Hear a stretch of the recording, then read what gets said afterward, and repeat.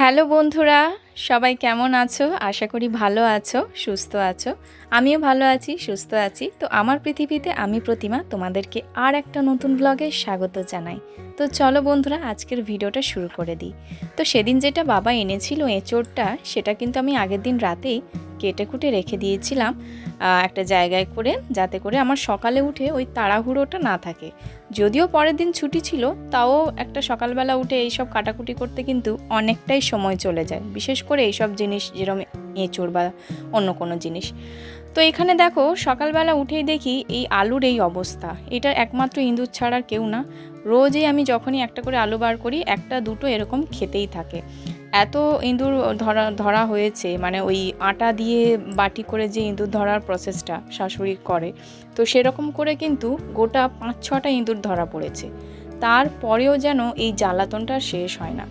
তো ভাবছিলাম যে ওই আঠার যে জিনিসটা পাওয়া যায় বাজারে কিনতে, যে ওই বোর্ডটা কিনে আনলে পরে সব ইঁদুরগুলো এক এক করে আঠার মধ্যে আটকে যাবে, তো সেটাই এবার আমাকে কিনতে হবে, কারণ প্রচণ্ড জ্বালাতন করাচ্ছে।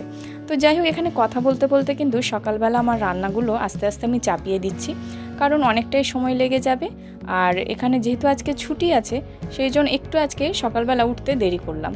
ওই 7টা মতো বেজে গেছে উঠেছি। তারপরে সমস্ত কিছু স্নান টান করে সমস্ত কিছু রেডি করে আজকে রান্নাটা চাপাবো। তো আজকে যদিও তাড়া নেই, তাও একটা অভ্যেস হয়ে গেছে সকাল সকাল রান্না করা। আর এই গরমের সময় তো আমার মনে হয় যেন সকালবেলা রান্না করে সেরে তারপরে তুমি যা খুশি করো সেটাই বেস্ট মনে হয়। তো যাই হোক, এদিকে কিন্তু আমার ভিন্ডি ভাজবো বলে ভিন্ডিগুলো ভালো করে ধুয়ে আমি ঝুড়ির মধ্যে জল ঝরাতে রেখে দিয়েছি। তারপরে এখানে ভিন্ডিগুলো কেটে নেব, কেটে এখানে ভাজার জন্য রেডি করে নিলাম। তো এখানে যেটা আমি করে নিয়েছিলাম, এঁচোড় আলু কিন্তু একসঙ্গে সিটি মেরে দিয়েছিলাম প্রেশার কুক করে নিয়েছিলাম। যার ফলে কি হবে, সময়টাও অল্প লাগবে, কারণ যদি আমি কড়াইতে এটা সেদ্ধ করতে যাই, এটা কিন্তু অনেকটাই সময় চলে যাবে। তো এখানে দেখো, এখানে কিন্তু আমি আলু দুটো ভাতে দিয়ে দিয়েছি। যদি ছেলে কোনো কারণে না খায়, তার জন্য আমি কিন্তু এক্সট্রা আলুটা ভাতে দিয়ে রাখলাম, যাতে একটু যদি ঝাল লেগে যায় বলে, তাহলে আমি কি আলু সেদ্ধ করে দিয়ে দিতে পারবো। তারপরে মনে পড়লো যে পোনা মাছ রয়েছে, তো পোনা মাছটা ভাবলাম যে এক পিস ওর জন্য আলু যেটা সেদ্ধ হবে সেটা দিয়ে একটা হালকা করে ঝোল করে দেবো পোনা মাছ দিয়ে, তাহলে ও খেয়ে নেবে। এদিকে দেখো, ভিন্ডিগুলো আমি ভাজতে দিয়ে দিলাম আস্তে আস্তে। আর ততক্ষণ তোমরা বলো যে তোমরা আমার ভিডিওটা কে কোথা থেকে দেখছো, অবশ্যই কিন্তু কমেন্টে জানাতে ভুলো না।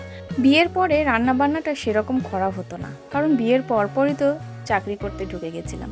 আর তখন কিন্তু শাশুড়ি রান্না করতো, আরও দিদি শাশুড়ি রান্না করতো, মানে হাজব্যান্ডের যে দিদা, বরের দিদা। তো উনি তখন আরও একটুখানি বয়সটা অল্প ছিল, মানে অতটাই বয়স হয়নি, তখন কিন্তু দিদাই সমস্ত রান্নাবান্নার দায়িত্ব নিত। তো সেই জন্য আর তখন রান্নার দিকে ঝুঁকি ছিল না। আর কলকাতার রান্না, আমাদের গ্রামের রান্না কিন্তু দুটোই কিন্তু একদমই আলাদা। আমরা গ্রামে শাক পাতা, চচ্চড়ি, টক এইসব জিনিসটা বেশি খেয়ে এসেছি ছোটো থেকে, কিন্তু কলকাতার মানুষরা আবার অন্যরকম খাওয়া দাওয়া। তো সেই জন্য কোনো দিনও এখানকার রান্না আর শেখা হয়ে ওঠেনি। তারপরে যতটা সময় গেল, আর রান্নার দিকে আর মনটা গেল না। যে হয় না, একটা জিনিস যখন তোমার অভ্যেসটা ছেড়ে যায়, সেই অভ্যেসটা যখন ছেড়ে যায় তার দিকে আর ধ্যানই থাকে না। তো তারপরে আর রান্নার দিকে মন সেরকম লাগতো না, রান্নার কথা শুনলেই একটা কীরকম লাগতো। কিন্তু আস্তে আস্তে যখন নিজের আবার রান্নাটা ধরলাম, নিজে রান্না করতে শুরু করলাম, তখন দেখলাম রান্না করতে আমি সত্যিই ভালোবাসি, আমি রান্না পছন্দ করি করাটা। কিন্তু আস্তে আস্তে সেটা কিন্তু আবার হ্যাবিটের মধ্যে চলে এলো, আবার কিন্তু রান্না করাটাকে ভালোবেসে ফেললাম। তো দেখো, কথা বলতে বলতে এদিকে কিন্তু ট্যাংরা মাছ আর পোনা মাছটা আমি ভেজেই নিয়েছি। আর এঁচোড় চিংড়িটার জন্য যেটা চিংড়ি মাছটা এনেছিলাম বাজার থেকে, সেই চিংড়ি মাছগুলো ভেজে নিলাম, যাতে করে এঁচোড় চিংড়ি করতে পারবো। তো এখানে সমস্ত রান্নাবান্না কমপ্লিটের দিকে প্রায় আমার। এঁচোড় চিংড়িটা এত সুন্দর হয়েছে আজকে আমার দেখেই মনে হচ্ছে। তারপরে করে নিয়েছিলাম ট্যাংরা মাছের সর্ষে, আর ছেলের জন্য যেটা বললাম পোনা মাছ দিয়ে পাতলা ঝোল করে নিয়েছি ওর জন্য। আর ভিন্ডি ভাজা তো রয়েইছে, তার সঙ্গে ডাল ছিল গতকালে, সেই ডালটাও আমি গরম করে নিলাম। মোটামুটি এদিকে কিন্তু আমার রান্নাবান্না সমস্ত কিছু কমপ্লিট। আর সকালের ব্রেকফাস্টও আমার করা হয়নি, বরকে দিয়ে দিয়েছিলাম ভিন্ডি ভাজা দিয়ে রুটি, যেটা কালকে রুটিটা ছিল সেটা দিয়ে একটা জলখাবার ওকে দিয়ে দিয়েছিলাম গরম করে। তো আমি এখানে আমার জলখাবারের জন্য নিয়ে নিলাম, দেখো বাবা সেদিন এনেছিল ওখানকার, মানে আমাদের গ্রামের কাঁঠালি কলা।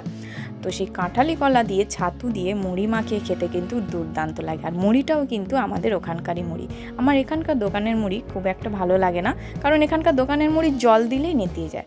তো এই মুড়িটা কিন্তু অনেকক্ষণ পেটটা ভরা থাকে বলে বাবা যখনই আসে বা আমি যখনই যাই, আমি কিন্তু মুড়ি ওখান থেকেই কিনে আনি। ব্রেকফাস্টের পর্ব এখানেই শেষ। এবার আমি স্কিন কেয়ারটা করব, কারণ সকালবেলা উঠে তাড়াহুড়োর চক্করে সকালবেলা আর স্কিন কেয়ার করা হয়ে ওঠে না। ওই জন্য আমি সমস্ত কাজকর্ম সেরে রান্নাবান্না সেরে একবারে তারপরে কিন্তু স্কিন কেয়ারটা করি। দেখো স্কিনটা কিন্তু ইনস্ট্যান্ট কত সুন্দর গ্লো হয়ে গেছে, উইদাউট মেকআপ কিন্তু স্কিনটা দারুণ লাগছে, তাই না? তো এদিকে বেলা হয়ে গেছে, এবার বাবু এসে গেছে স্কুল থেকে এসে, যেহেতু আমি আজকে যাইনি সেই জন্য ওর বাবা গেছিলো আনতে। ও এসেই যে আমাকে দেখেছে ওর খুব আনন্দ, আর আমাকে জিজ্ঞেসও করে নিল যে তুমি কেন যাও। স্কুলের অনেক কথা, যে কথা শেষ হয় না, এসেই শুরু হয়ে গেছে অনেক গল্প। কি হয়েছে আজকে, যেহেতু আমি যাইনি সেই জন্য আমার সঙ্গে অনেক গল্প করলো। গল্প করতে করতে নিজের স্কুল ড্রেসটাও নিজেই খুলবে। তো আমি বললাম যে দাও আমি খুলে দিচ্ছি, বললো যে না তুমি ওয়েট করো, তুমি 3 কাউন্ট করো, আমি খুলে নিচ্ছি নিজে নিজে। তো তারপর এদিকে নিজের স্কুল ড্রেসটাও খুলে নিল। আমি বর্তমানে চেষ্টা করি মানে যতটা সম্ভব করা যায় ও নিজের কাজগুলো নিজে নিজে করুক। যেরকম জামা প্যান্টটাও খুলে নিতে পারে, জুতোটা এখনও সেইভাবে খুলতে পারে না, গিঁট ফেলে দেয় বলে জুতোটা আমিই খুলে দিই। তো তারপরে স্কুল থেকে আসার পরে একটু রিফ্রেশমেন্টের জন্য আমি এখানে আম পান্না কিনে রেখেছি ওর জন্য, ওও খায় আমিও খাই। তো শেষ হয়ে এসছে খেয়ে সবাই মিলে। তো এখানে দেখো ওকে ছোট ওর গ্লাসটা যেটা রয়েছে ওকে 1 গ্লাস করে দিলাম। ও সেটা কিন্তু খেতে ভীষণ মজা পায়, আনন্দ পায়। স্কুল থেকে এসে যদি এরকম একটা রিফ্রেশমেন্ট ড্রিঙ্ক পাওয়া যায় তাহলে তো কোনো কথাই হয় না। ও বলেও দিল খুব সুন্দর হয়েছে। তো তারপরে এখানে একটু টিভি চালিয়ে দিয়েছিলাম। শাহরুখ খানের গান দেখতেও ভীষণ ভালোবাসে, শাহরুখ খান, সালমান খান এদের গান দেখতে ভীষণ ভালোবাসে। তো গান দেখতে দেখতে খেয়ে নিল। তারপর ওকে স্নান টান করিয়ে নিয়েছি। এখানে কিন্তু দুপুর হয়ে গেছে, দুপুরের যে খাবার লাঞ্চ সেগুলো হয়ে গেছে। তো প্রথম থেকে ভিডিওটা করা হয়নি। তো এখানে দেখো বরকে দিয়েছিলাম ট্যাংরা মাছের যে ঝালটা করেছিলাম, ও সেটা দিয়ে কিন্তু খুব আনন্দ সহকারে খেলো। আমি দেখেই মনে করলাম যে সত্যি খাবারটা ভালো হয়েছে। তো যাই হোক এখানে আমি এবার খেতে বসলাম। এদিকে এঁচোর চিংড়িটা যেটা করেছিলাম একটু অন্যরকম, খেতে কিন্তু সত্যি দুর্দান্ত হয়েছিল। আর যেহেতু প্রেশার কুকারে কুক করে নিয়েছিলাম সমস্ত কিছু, দেখো কিন্তু এঁচোড়টা এত সুন্দরভাবে নরম হয়ে গেছে, মনে হচ্ছে যেন পাঁঠার মাংস খাচ্ছি। তোমাদের কাদের কাদের এরকম এঁচোড় চিংড়ি খেতে ভালো লাগে অবশ্যই একটা কমেন্টে জানিও। আমার তো বেশ ভালো লাগে, আর এরকম রান্না করলে তো কোনো কথাই হবে না, ভাত কিন্তু আরামসে উড়ে যাবে। তো তারপরে নিয়ে নিয়েছিলাম এখানে ট্যাংরা মাছের ঝালটা। ট্যাংরা মাছগুলো ছোটো ছোটো এনেছিলাম, ওই জন্য স্বাদটা বেশ ভালো ছিল। ডিমওয়ালা আনলে কিন্তু স্বাদটা অতটা পাওয়া যায় না, যেহেতু ছোটো ছোটো ট্যাংরা এনেছিলাম, খেতে কিন্তু খুবই সুন্দর হয়েছিল। তারপরে এখানে দুপুরবেলা তো খাওয়া দাওয়া শেষ, সন্ধ্যেবেলা মনে হলো যে আজকে একটু পাস্তা করি। তো সন্ধ্যেবেলা ইভিনিংয়ে একটু পাস্তা করেছিলাম। পাস্তাটাও কিন্তু একদম হালকা তেলে করেছি, আর দেখো বেশি কিচ্ছু দিইনি, শুধু গাজর আর ডিম দিয়ে করেছিলাম, পেঁয়াজ দিয়ে আর পাস্তা মশলা সামান্য দিয়ে। সেটাই দিয়ে কিন্তু অপূর্ব টেস্ট হয়েছিল। বাচ্চাদের একটু আধটু এরকম সপ্তাহে কি 2 সপ্তাহে একদিন এরকম দিলে কিন্তু ওরা ভালোই বাসে, কিন্তু আবার রেগুলার কিন্তু এগুলো দেওয়া যাবে না। আমি রেগুলার করি না, আমি মাসে 1বার কি 2বার যখন ইচ্ছে হয় তখনই করি। আর ছেলেও কিন্তু ওরকম বায়না করে না যে ওকে করে দিতেই হবে। তো ওর যেটা জানে যে যখন মায়ের ইচ্ছে হবে মা করবে, ঠিক ও সেটা বুঝে গেছে এখন থেকে। এখন কিন্তু আমি মোটামুটি কলকাতার মানে আমাদের শ্বশুরবাড়ি যেরকম খাওয়া দাওয়া করে এটা ধরনটা শিখে গেছি। তো এখন আর ভয় লাগে না, এখন আর কোনো টেনশনও লাগে না, এখন আমার হ্যাবিট হয়ে গেছে বলতে পারো। তো এদিকে বাবা আর ছেলে দুজনে মিলেই কিন্তু আমাকে পাস্তাটা খাওয়ানোর চেষ্টা করছে। তো আগে ছেলেই খাওয়াতে পারলো, ও বললো যে আমি ফার্স্ট হয়ে গেলাম, তারপর ওর বাবা খাওয়ালো। তো পাস্তাটা সত্যি খুব সুন্দর হয়েছে।